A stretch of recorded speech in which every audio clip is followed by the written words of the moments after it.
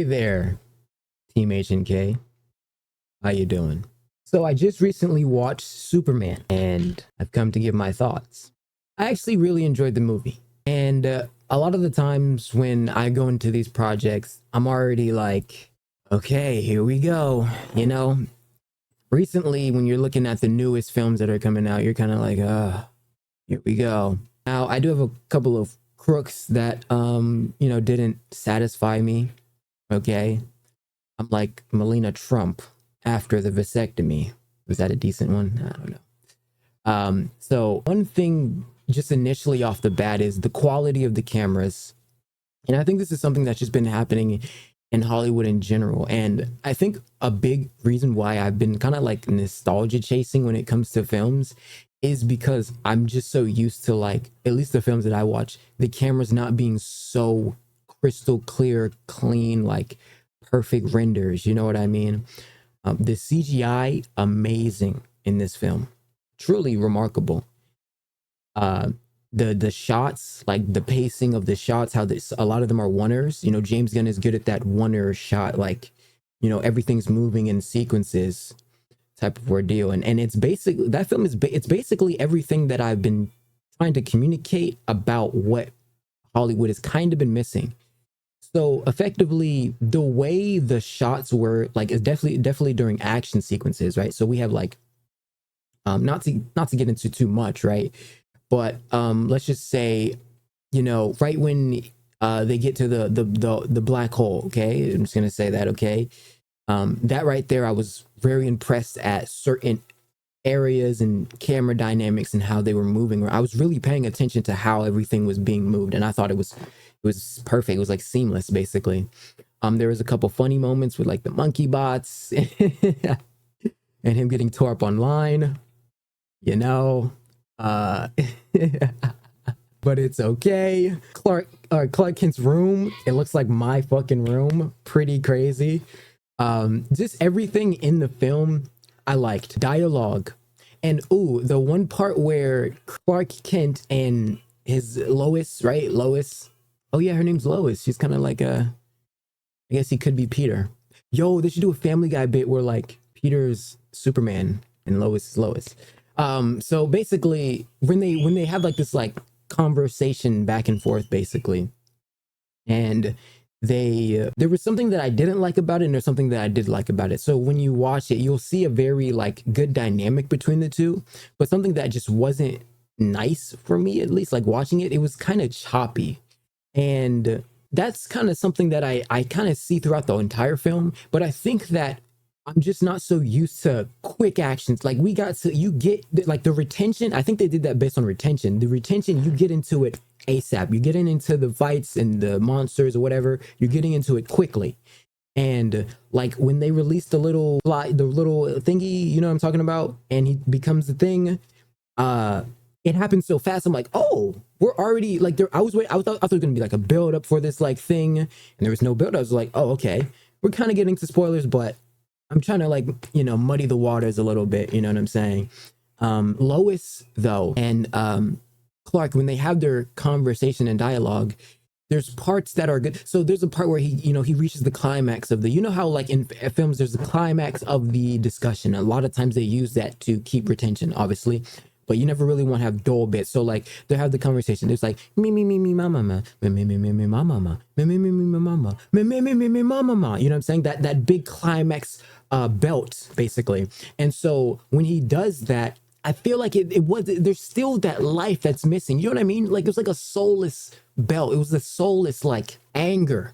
I still think that Harrison Ford had probably the most recent action to that, in which I remember when during Captain America A Brave New World, he kind of had like a really good delivery of his lines and how he brought forth his compassion for the line delivery, etc. But when they're conversing, they have like good converse, like they're like, it's good. It feels almost improv. I'm pretty sure some of that had to be improv, just how natural it felt. But then there were some parts of it that were a little bit blocky and choppy, and it just didn't seem like it didn't seem right. But I thought that he still did a good job overall at those like segments, right? Because the dialogue, etc. Wardrobes, love them. The wardrobes are really nice. And you know, everything was nice. It was nice, you know what I'm saying? I like that they captured the comical look as well. You know, James Gunn is really good at that, at capturing that good aesthetic, and I think they did a good job with that as well. Like the colors and how everything's portrayed in particular is very well sourced. Looking towards the characters, so I think that, I don't know the name of the chick, but Isabella Moner, her character, Isabella Moner, is, she's a very beautiful young lady. Okay. And my introduction to Isabella Moner is Dora, and also The Last Night, right? I think most people's introduction to her is The Last Night. That's where I first saw her, was during that, and I thought she portrayed a very good character, you know what I mean? But I think that every person's dynamic did well. Okay, you got the guys doing the hero thing, and she's not doing too much to try to be this like girl boss, but she's still doing her part, right? And she has her evil moment, you know what I'm saying? I thought everything, the dynamics are great. I think I think this is a great pivotal adjustment to what we had saw before in all these other films. These other films are just like soulless projects. There's no other way they're like soulless. There's like nothing in them, like literally no substance in some of these projects. What the crust is in America Brave New World, there's nothing, right? Okay, Hulk is red. Cool, that's significant, and it does grab people's attention. So now at least we know there's a red fucking Hulk somewhere. And Captain America, you know what I'm saying? If you didn't watch Winter Soldier and Captain America, then you won't know, but now you know. Regardless, I thought everything was good. There's not many bad things that I thought I saw. They didn't do like the weird tropey, like I said before, girl boss thing. Like Isabella, she plays her part. She does exactly what she needs to. She's not the flipping hero, you know what I'm saying? Now, they could have given her a little bit more oomph, a little bit more like power, but at the end of the day, I mean, she has wings and she just has a hammer. Like, I mean, what can she really do?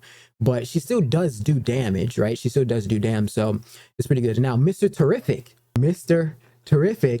is terrific. Mr. Terrific had some cool fucking scenes with these like nano bits where he's flying around and shit, and he's all in these little parts and shit, and them lasers moving and shit. Those things are fucking neat. The nanotech, also the villain chick. The villain chick, oh, she was so dope. She was so dope, the villain chick. With her like nanobits, and that's what I'm talking about. Compartmentalizing and moving around these ideas for the character to really play. She plays a great villain. She plays an amazing, evil, mean bitch. And that's what's fire about it. And the way her nanoparts, the fact that her nanoparts can assume anything, it's all based on her imagination. That's insane. That was insane. And then the cloning bit, like I loved it. I loved it. It was a good film. It was a good experience. I really enjoyed Superman. Really did. It's like a dream come true. It's like you know, it's like a journeyman, you know. So yeah, I love Superman. I'm going high with this rating, dude. And keep in mind, I do not go the last how many films I rated. I haven't done that many, but on the Exoscope, I normally go like like a lot of I'm very niche, right? Now a lot of films for me do, like when I did my last top 20, they're very nostalgia based. But I still think that cause okay, you can rate a film, oh, the camera work or the acting or all this. There's so many specifications. I feel like music is a little bit more objective. Like you can tell a good song from a good song, but movies they're so long. There's so many dynamics and so many areas where something can improve or be, you know, disavowed. So when I'm rating movies, some of the time it's based on nostalgia and just like, you know, things I like. But when we're looking at, you know, Superman, I'm trying to I try to base most of my ratings on like other films I've seen and like how I could kind of rank it on the Kardashian scale. Get it? Do you get it? Do you get that joke? I don't know.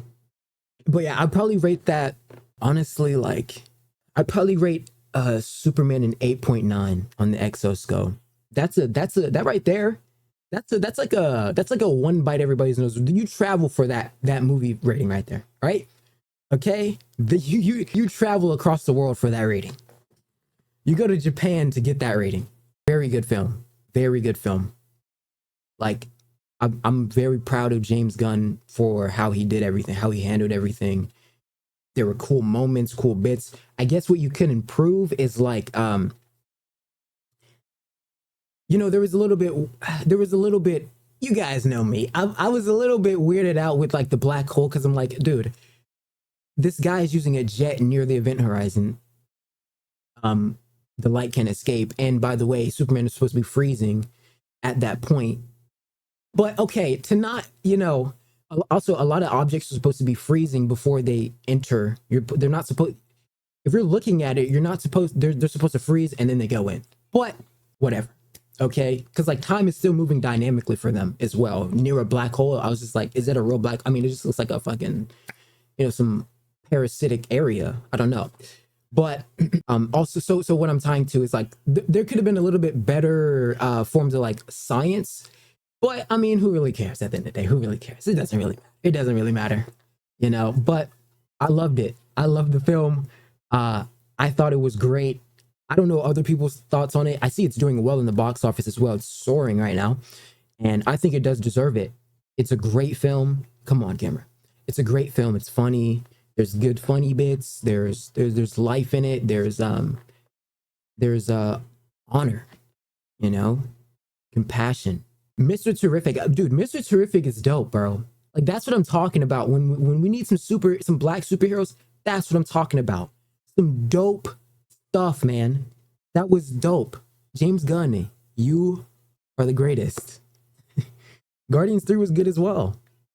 It was great. All of it's good, man. Mr. Terrific is I was just so impressed. Everybody knows what bit I'm talking about when he gets his moment and you just look and you're just like, what the fuck? All these cool creative ways. That's what I'm talking. The cool creative. You have all these objects in space. There's no stopping of your imagination. Okay, just go. Just like this will Hollywood. I should take my own advice. Hollywood, just go.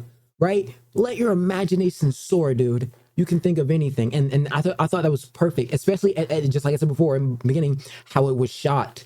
A dynamic oneer. Those oneers hit because it's cool. It's transitional. It's like, whoa, how do they pace it there? Did they stop right there? Or did they do like? There's so many weird ways it can, that area is exploited, and it definitely held up to its stature. So I thought kept I thought Superman did very well. It just started raining for some reason.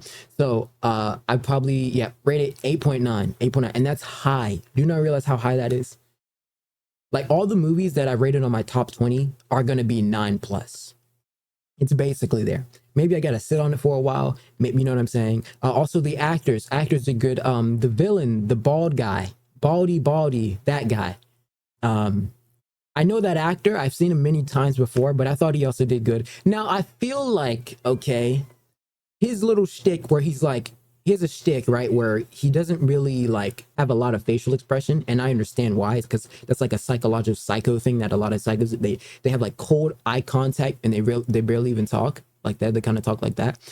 But I think that with those types of characters, especially a Lex Luthor, like what was the name? Andy, the Andy guy from the old one. I think he did a crazy Lex Luthor. People didn't like his Lex Luthor. I loved his Lex Luthor.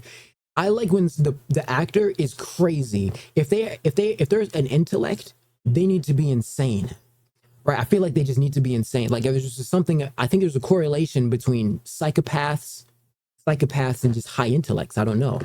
I feel like there's something fundamentally distinguishable between people who have like no real emotional depth, which I think that's what they were conveying with like his like lack of. It's just a different type of psychopathy. But yeah, dude, I love the film, and I think that the villain was good in terms of threatening, being threatening. The chick who was doing like the drills for him, also very good. And the way like he went or I'm not gonna really spoil it, but great stuff, good film. 8.9 on the XOSO. Okay, so to all my huggers and kissers out there, especially my kissers, apparently 89% of you are female. Hey. And with that being said, I will see you when you're older. Peace.